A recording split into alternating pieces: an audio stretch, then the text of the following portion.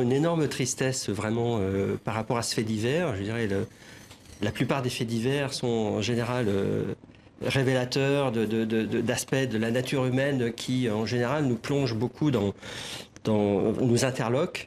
Ce fait divers-là, vraiment, il nous choque et il nous bouleverse profondément. Effectivement, une vieille dame comme ça qui accueille quelqu'un qu'elle connaît bien et qui se retrouve assassiné, soit par cette personne, soit par la personne qui était à côté. L'enquête le dira. Voilà, ça suscite évidemment beaucoup de tristesse.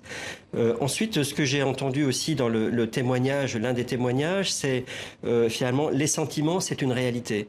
Et aujourd'hui, je pense que dans l'opinion française, il y a vraiment cette perception qu'il faut avoir, c'est que effectivement la communauté juive, qui est une communauté assez minoritaire, enfin même très minoritaire en France, aujourd'hui, son sentiment, c'est d'être en insécurité.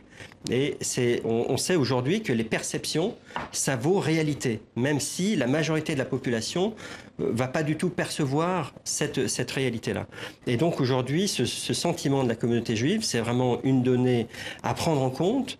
L'enquête montrera effectivement si il y avait caractère antisémite. On a l'impression qu'aujourd'hui, il y a une sorte de principe de précaution, finalement, du juge instructeur, parce qu'il y a eu effectivement une affaire précédente où, au contraire, la justice a dit auparavant, voilà, pour définir le caractère non, antisémite. c'est pas antisémite. Il y a une grosse pression de la communauté juive et finalement la justice a reconnu le caractère antisémite. Là, on est un petit peu dans une sorte de principe de précaution, c'est-à-dire le principe d'acte antisémite est tout de suite posé, mais ce sera à la justice de déterminer effectivement ce qui s'est passé. Alors Anne-Sophie et Richard. Je voudrais revenir au-delà du fait divers sur l'antisémitisme en France, en fait.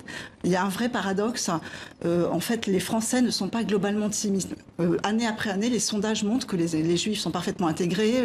Il y en avait un dernier en octobre dernier qui disait que les 3/4 des Français verraient positivement même que leur enfant épouse un Juif ou une Juive. Donc il n'y a pas d'antisémitisme globalement. Et même, on va bientôt faire entrer au Panthéon Simone Veil, qui était une des personnalités préférées des Français. Maintenant, c'est Jean-Jacques Goldman à la tête du JLD. Donc, il n'y a pas d'antisémitisme. Et pourtant, on ne peut pas nier au niveau des chiffres. Vous avez parlé de sentiments. Il y a quand même des chiffres. C'est 1% de la population française. Ils sont victimes d'1/3 des actes haineux en France.